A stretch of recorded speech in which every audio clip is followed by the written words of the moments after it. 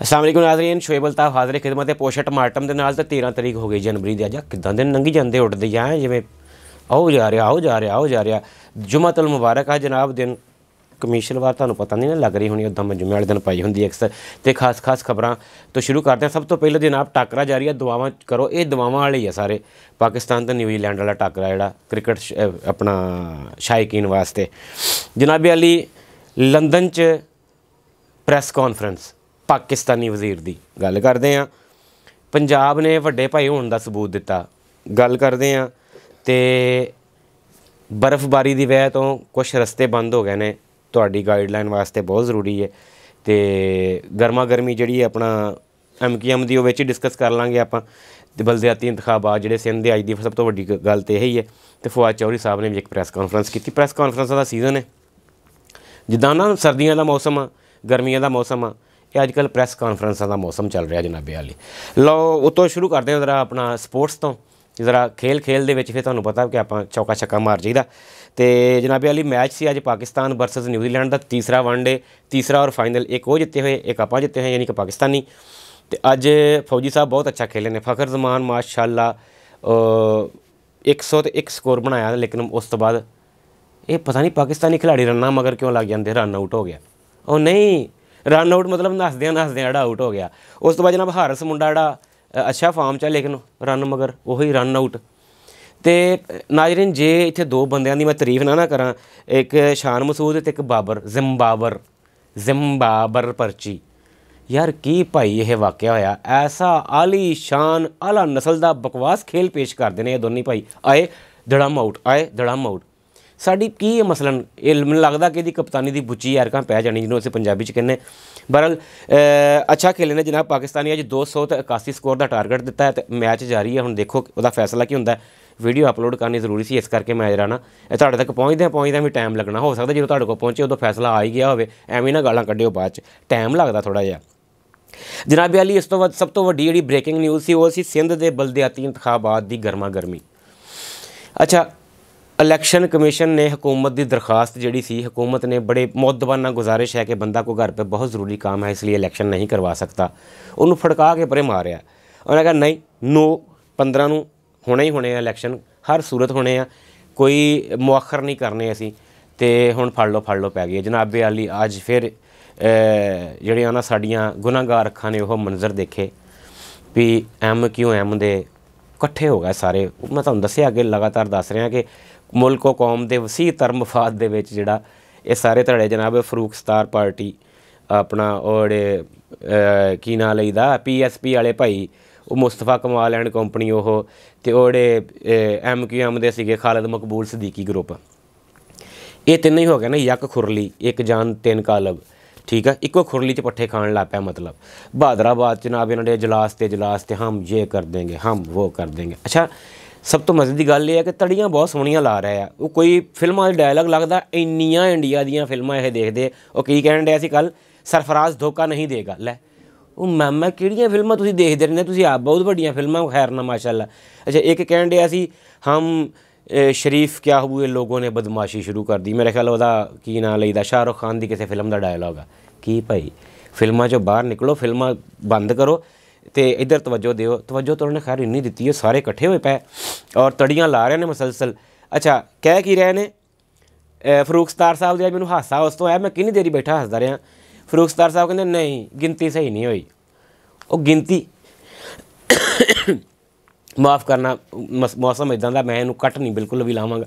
अच्छा, फरूक सतार साहब press conference कहते हैं गिनती सही नहीं हुई, नहीं थू मारी ने दोबारा गिनो, साढ़े बंदे बुढ़ियां का इस्तेसाल हो रहा, तुसीं 3 करोड़ वाले शहर में 1 या 1.5 करोड़ का दिखा रहे। नहीं भाई पहले कित्थे सी, इस्तेसाल उदों ही होना हुंदा जो इलैक्शन तुहाडे सिर ते चढ़ जांदा।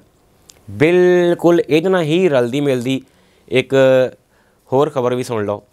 मैं तुहानूं कहा सी कि लंदन च हुण तुसीं अंदाज़ा करो नाज़रीन कराम कि लंदन के पाकिस्तानी हाई कमीशन दे विच प्रैस कॉन्फ्रेंस हो रही। पाकिस्तान के एक वफाकी वज़ीर मुहतरम जनाब एहसन इकबाल साहब, वो लंदन च बह के पाकिस्तान के इंटरनल मामलात की प्रैस कॉन्फ्रेंस करन। बंदा जुत्ती ला लवे तो बूट पा लवे, सर्दी आ।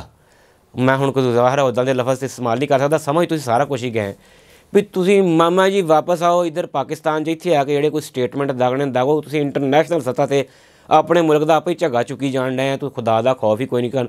ਹੁਣ ਉੱਥੇ ਬਹਿ ਕੇ ਇਮਰਾਨ ਖਾਨ ਨੇ ਇੰਝ ਕਰ ਦਿੱਤਾ, ਇਮਰਾਨ ਖਾਨ ਨੇ ਉਂਝ ਕਰ ਦਿੱਤਾ, ਮਰਦਮਸ਼ੁਮਾਰੀ ਨੂੰ ਇੰਝ ਹੋ ਜਾਣਾ। ਉਹ ਇੰਗਲੈਂਡ 'ਚ ਭਾਈ, ਇੰਗਲੈਂਡ 'ਚ ਮਰਦਮਸ਼ੁਮਾਰੀ ਦਾ ਕੀ ਤਲਕ ਆ ਪਾਕਿਸਤਾਨ ਦੀ ਦਾ? ਤੁਸੀਂ ਜਿਹੜੇ ਕੰਮ ਗਏ ਜਾ ਕੇ ਕਰੋ। ਹਾਈ ਕਮਿਸ਼ਨ ਦਾ ਕੋਈ ਫੀਤਾ ਕੱਟਣਾ, ਕੇਕ ਖਾਣਾ, ਪੇਸਟਰੀ ਖਾਣੀ, ਚਾਹ ਪੀਣੀ, ਪੀ ਪੂ ਕੇ ਵਾਪਸ ਆਓ। ਦੌਰਿਆਂ ਦਾ ਤੁਹਾਨੂੰ ਸ਼ੌਕ ਆ, ਉਹਨੇ ਮਿਰਗੀ ਵਾਲੇ ਨੂੰ ਦੌਰੇ ਪੈਂਦੇ ਨਹੀਂ ਜਿੰਨੇ ਤੁਸੀਂ ਦੌਰੇ ਕਰੀ ਜਾਂਦੇ ਹੋ। ਖੁਦਾ ਦਾ ਵਾਸਤਾ ਰੋਜ਼ 2-3-4 ਕਬੀਨਾ ਦੇ ਵਿੱਚੋਂ ਬੰਦੇ ਬਾਹਰ ਜਾ ਰਿਹਾ। ਇੰਨਾ ਤਾਂ ਬਾਹਰਲੇ ਨਹੀਂ, ਬਾਹਰ ਮੇਰਾ ਮਤਲਬ ਆ ਤੁਸੀਂ ਨਹੀਂ, ਬਾਹਰਲੇ ਪੰਜਾਬੀ ਵਾਲੇ ਨਹੀਂ, ਉਹ ਨਹੀਂ ਬਾਹਰ ਜਾਂਦੇ ਜਿੰਨਾ ਤੁਸੀਂ ਦੌਰਿਆਂ 'ਤੇ ਹੋਏ। ਤੁਸੀਂ ਤੁਹਾਨੂੰ ਲੱਗਦਾ ਇਹੀ ਆ ਵੀ ਜਿੱਦਾਂ 2-3 ਮਹੀਨੇ ਫਿਰ ਲਓ ਬਾਹਰ, ਜਿਹੜਾ ਫਿਰਨਾ ਉਸ ਤੋਂ ਬਾਅਦ ਅੰਦਰ, ਮਤਲਬ ਮੁਲਕ ਦੇ ਅੰਦਰ। ਯਾਰ ਤੁਸੀਂ ਹਰ ਗੱਲ ਨੂੰ ਉੱਧਰ ਨਾ ਲੈ ਕੇ ਜਾਇਆ ਕਰੋ। ਮੈਂ ਨਹੀਂ ਕਹਿੰਦਾ ਕਿ ਕੋਈ ਅੰਦਰ ਜਾਏਗਾ। ਬਹਰਹਾਲ ਲੰਦਨ 'ਚ ਬਹਿ ਕੇ ਮੁਨਾਸਬ ਗੱਲ ਨਹੀਂ ਗੀ ਪਾਕਿਸਤਾਨ ਦੇ ਇੰਟਰਨਲ ਮਾਮਲਾਤ ਦੀ ਪ੍ਰੈਸ ਕਾਨਫਰੰਸ ਕਰਨਾ। ਮੈਨੂੰ ਇੱਦਾਂ ਲੱਗਦਾ ਤੁਸੀਂ ਆਪਣਾ ਦੱਸ ਦਿਓ ਮੈਨੂੰ। ਇਮਰਾਨ ਖਾਨ ਸਾਹਿਬ ਦੇ ਉੱਤੇ ਚੰਗੀ ਉਹਨਾਂ ਨੇ ਤਨਜ਼ ਦੇ ਨਸ਼ਤਰ ਜਿਹੜੇ ਉਹਨੇ ਚਲਾਏ ਨੇ, ਅਤੇ ਫਿਰ ਚਲਾਈ ਰੱਖੋ।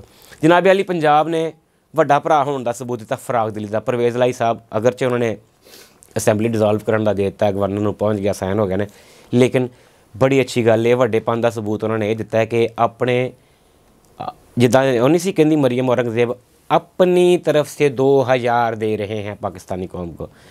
ਤੇ ਵੱਡੇ ਭਰਾ ਨੇ ਛੋਟੇ ਭਰਾ ਨੂੰ ਆਪਣੇ ਕੋਟੇ 'ਚੋਂ ਕਣਕ ਦੇਣ ਦਾ ਫੈਸਲਾ ਕੀਤਾ ਹੈ ਬਲੋਚਿਸਤਾਨ ਨੂੰ। ਅੱਛੀ ਗੱਲ ਹੈ ਨਾ, ਤੁਹਾਨੂੰ ਚਾਹੀਦਾ ਹੈ ਤੇ ਤਾਲੀਆਂ ਵੀ ਵਜਾਓ, ਕਿਉਂਕਿ ਮੇਰੇ ਹਿਸਾਬ ਨਾਲ ਬੜਾ ਪੋਜ਼ੀਟਿਵ ਜੈਸਚਰ ਹੈ। ਔਰ ਨਾਲ ਉਹਨਾਂ ਨੇ ਫਿਰ ਇਹ ਵੀ ਕਿਹਾ ਕਿ ਵਫਾਕ ਨੇ ਸੂਬਿਆਂ ਦਾ ਕੋਟਾ ਪੂਰਾ ਨਹੀਂ ਦਿੱਤਾ। ਕਣਕ ਨੂੰ ਵੈਸੇ ਮੈਨੇਜ ਕਰਨਾ ਵਫਾਕ ਦਾ ਕੰਮ ਹੈ, ਸੂਬਿਆਂ ਨੂੰ ਉਹਨਾਂ ਦਾ ਹਿੱਸਾ ਦੇਣਾ ਨਹੀਂ ਦਿੱਤਾ ਗਿਆ। ਉਸ ਦੇ ਬਾਵਜੂਦ ਪੰਜਾਬ ਨੇ ਆਪਣੇ ਮਖਸੂਸ ਹਿੱਸੇ ਦੇ ਵਿੱਚੋਂ ਵੀ ਬਲੋਚਿਸਤਾਨ ਨੂੰ ਬੁਹਰਾਨ ਨੂੰ ਸਾਹਮਣੇ ਰੱਖਦਿਆਂ ਹੋਇਆ ਹਿੱਸਾ ਦੇਣ ਦਾ ਜਿਹੜਾ ਨਾ ਉਹ ਗੈਸਚਰ ਦਿੱਤਾ ਹੈ, ਐਲਾਨ ਕੀਤਾ ਹੈ। ਬਹੁਤ ਅੱਛੀ ਗੱਲ ਹੈ, ਪੋਜ਼ੀਟਿਵ ਗੱਲ ਹੈ। ਜਨਾਬੇ ਅਲੀ ਬਰਫ਼ਬਾਰੀ ਮੈਂ ਤੁਹਾਨੂੰ ਰੋਜ਼ ਕਹਿ ਰਿਹਾ, ਬਚੋ ਨਾ ਬਹੁਤੇ ਸਫ਼ਰ ਕਰੋ। ਅੱਜ ਜਨਾਬੇ ਅਲੀ ਉਧਰ ਇੰਨੀ ਕਿ ਬਰਫ਼ ਦੀ ਚਾਦਰ ਹਰ ਪਾਸੇ ਚਟਿਆਈ। ਉਹ ਤੁਸੀਂ ਖਬਰਾਂ ਦੇ ਵਿੱਚ ਬਹੁਤ ਸੋਹਣਾ ਲੱਗਦਾ ਇੰਝ ਕਰਕੇ ਗੇਂਦ ਜੀ ਬਣਾ ਕੇ ਅਤੇ ਇੱਕ ਦੂਜੇ ਨਾਲ ਖੇਲ ਰਹੇ ਨੇ, ਲਾਲ ਟੋਪੀਆਂ ਪਾਈਆਂ, ਲੈ ਕਰ ਰਿਹਾ। ਉਹ ਜਿੰਨਾ ਗਲੈਮਰ ਅਸੀਂ ਮੇਨ ਸਟ੍ਰੀਮ ਮੀਡੀਆ 'ਤੇ ਵਿਖਾਉਂਦੇ, ਦਿਲ ਤਾਂ ਬੰਦੇ ਦਾ ਕਰਦਾ ਜਾ ਕੇ ਮੈਂ ਫੈਮਿਲੀ ਲੈ ਕੇ, ਲੇਕਿਨ ਆਪਣਾ ਬਸਤੋਂ ਬੰਦ ਕਰਕੇ ਜਾਓ। ਅੱਜ ਦੀ ਖਬਰ ਇਹ ਆ ਕਿ ਨਾਰਾਨ ਤੋਂ ਅੱਗੇ ਦੇ ਸਾਰੇ ਰਸਤੇ ਬੰਦ ਕਰ ਦਿੱਤੇ ਗਏ। ਨਾਰਾਨ ਤੱਕ ਜਾ ਸਕਦੇ ਤੁਸੀਂ, ਉਸ ਤੋਂ ਅੱਗੇ ਬਰਫ਼ ਹੀ ਇੰਨੀ ਪੈ ਗਈ। ਉਹ ਜਿਹੜਾ ਉਤਲਾ ਰਸਤਾ ਨਾ ਸਾਰਾ ਬਾਬੂ ਸਰ ਟਾਪ ਇਹ ਉਹ ਸਾਰਾ ਬੰਦ, ਸ਼ੂਗਰਾਂ ਬੰਦ, ਤਾਂ ਸਿੱਧੇ ਥੱਲਿਓਂ ਦੀ ਜਾਣਾ ਹੈ ਤੁਸੀਂ, ਠੀਕ ਹੈ। ਉਹ ਕਵਾਈ ਤੋਂ ਹੋ ਕੇ ਤਾਂ ਨਾਰਾਨ ਤੋਂ ਅੱਗੇ ਰਸਤੇ ਬੰਦ ਨੇ, ਇਸ ਕਰਕੇ ਹੁਣ ਐਵੇਂ ਨਾ ਖਾਮ ਖਾ ਕੇ ਜਾਇਓ। ਅੱਛਾ ਜੀ, ਇਹ ਹੋ ਗਿਆ। ਜਨਾਬ ਅਲੀ ਫਵਾਦ ਚੌਧਰੀ ਸਾਹਿਬ ਨੇ ਵੀ ਪ੍ਰੈਸ ਕਾਨਫਰੰਸ ਕਰ ਦਿੱਤੀ। ਫਵਾਦ ਚੌਧਰੀ ਸਾਹਿਬ ਨੇ ਕੀ ਕਿਹਾ? ਫਵਾਦ ਚੌਧਰੀ ਸਾਹਿਬ ਫਰਮਾਉਂਦੇ ਨੇ ਇੰਤਜ਼ਾਰ ਨਾ ਕਰੋ। ਉਹਨਾਂ ਨੇ ਗਵਰਨਰ ਨੂੰ ਕਿਹਾ, ਗਵਰਨਰ ਸਾਹਿਬ 48 ਘੰਟੇ ਗੁਜ਼ਰਨ ਦਾ ਇੰਤਜ਼ਾਰ ਨਾ ਕਰੋ, ਦਾਨਿਸ਼ਮੰਦੀ ਦਾ ਸਬੂਤ ਦਿਓ ਅਤੇ ਸਾਈਨ ਕਰੋ, ਡਿਜ਼ਾਲਵ ਕਰੋ। ਅਸੈਂਬਲੀ ਇਹ ਹੋ ਕੇ ਰਹਿਣੀ ਹੈ, ਠੀਕ ਹੈ। ਅਸੈਂਬਲੀ ਤਹਿਲੀਲ ਕਰੋਗੇ ਅਤੇ ਮੁਲਕ ਦੇ ਵਿੱਚ ਇਲੈਕਸ਼ਨ ਹੋਣਗੇ। ਅਤੇ ਦੂਸਰਾ ਉਹਨਾਂ ਨੇ ਨਾਲ ਹੀ ਕਹਿਤਾ ਕਿ ਹਮਜ਼ਾ ਸ਼ਹਬਾਜ਼ ਦੇ ਨਾਲ ਵੀ ਮੁਸ਼ਾਵਰਤ ਹੋ ਰਹੀ ਹੈ। ਇਹ ਹੁਣ ਤੁਸੀਂ ਪੁੱਛੋਗੇ ਕਿ ਹਮਜ਼ਾ ਸ਼ਹਬਾਜ਼ ਨਾਲ ਫਵਾਦ ਚੌਧਰੀ ਕਾਹਦੀ ਮੁਸ਼ਾਵਰਤ ਕਰ ਰਿਹਾ? ਸਵਾਲ ਪੈਦਾ ਹੁੰਦਾ ਨਾ। ਹਮਜ਼ਾ ਸ਼ਹਬਾਜ਼ ਸਾਹਿਬ ਨੇ ਜਨਾਬੇ ਅਲੀ ਮਾफ़ ਕਰਨਾ ਮੁਸ਼ਾਵਰਤ ਇਸ ਤੋਂ ਕੀਤੀ ਹੈ ਕਿ ਹੁਣ ਜਿਹੜਾ ਉਹ, ਕਿਉਂਕਿ ਉਹ ਕਾਇਦੇ ਉੱਧਰੋਂ ਨੇ, ਹਿਜ਼ਬ ਇਖਤਲਾਫ ਨੇ, ਅਤੇ ਜਿਹੜੀ ਨਿਗਰਾਨ ਸੈਟਅਪ ਵਾਸਤੇ ਹਮਜ਼ਾ ਸ਼ਹਬਾਜ਼ ਨਾਲ ਮੁਸ਼ਾਵਰਤ ਜ਼ਰੂਰੀ ਹੈ। ਅਪੋਜੀਸ਼ਨ ਔਰ ਹੁਕੂਮਤ ਨੇ ਮਿਲ ਕੇ ਜਿਹੜਾ ਅਗਲਾ ਸੈਟਅਪ ਨਿਗਰਾਨ ਸੈਟਅਪ ਉਹਦੀ ਮੁਸ਼ਾਵਰਤ ਕਰਨੀ ਹੁੰਦੀ ਹੈ। ਅਤੇ ਨਾਲ ਉਹਨਾਂ ਨੇ ਕੁਛ ਤਾਕਤਵਰ ਹਲਕਿਆਂ ਨੂੰ ਵੀ ਕਿਹਾ ਕਿ ਹੱਲੇ ਵੀ ਵੇਲਾ ਹੈ ਪਾਕਿਸਤਾਨ ਨੂੰ, ਇਸ ਕੌਮ ਨੂੰ ਮਜ਼ੀਦ ਇਮਤਿਹਾਨਾਂ 'ਚ ਮਤ ਪਾਓ, ਟਾਈਮ ਹੈ, ਵਲਾ ਜਾਓ। ਜਿਹੜੇ ਕੌਮੀ ਅਸੈਂਬਲੀ ਦੇ ਅਸਤੀਫੇ ਨੇ ਉਹ ਵੀ ਕਬੂਲ ਕਰੋ। ਆ ਦੋਵੇਂ ਅਸੈਂਬਲੀਆਂ ਡਿਜ਼ਾਲਵ ਹੁੰਦੀਆਂ ਅਤੇ ਇੱਕੋ ਦਫਾ ਮੁਲਕ ਨੂੰ ਮੇਜਰ ਇਲੈਕਸ਼ਨ 'ਚ ਲੈ ਜਾਓ।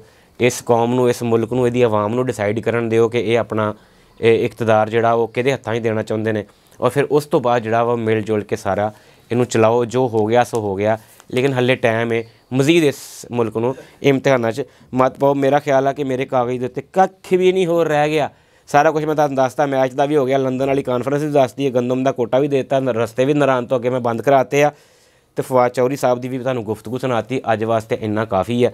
ਥੱਕ ਮੈਂ ਛੇਤੀ ਜਾਣਾ, ਉੱਤੋਂ ਠੰਡ ਵਾ, ਅਤੇ ਮੈਨੂੰ ਅਗਰ ਦਰਮਿਆਨ 'ਚ ਖਾਂਸੀ ਆ ਗਈ, ਫਿਰ ਜੋ ਕਹਿਣਾ ਪੈਣਾ ਮਾफ़ ਕਰੋ। ਅਤੇ ਤੁਸੀਂ ਹੁਣੀ ਮਾफ़ ਕਰੋ। ਹਾਂ ਲਓ, ਆਪਣੇ ਲਹਿੰਦੇ ਲੱਗਦੇ ਯਾਰਾਂ ਦੋਸਤਾਂ ਦਾ ਰੱਖਿਓ ਖਿਆਲ। ਲਵ ਯੂ ਹੋ ਗਿਆ। ਸ਼ੋਏਬ ਅਲਤਾਫ ਨੂੰ ਇਜਾਜ਼ਤ ਦਿਓ।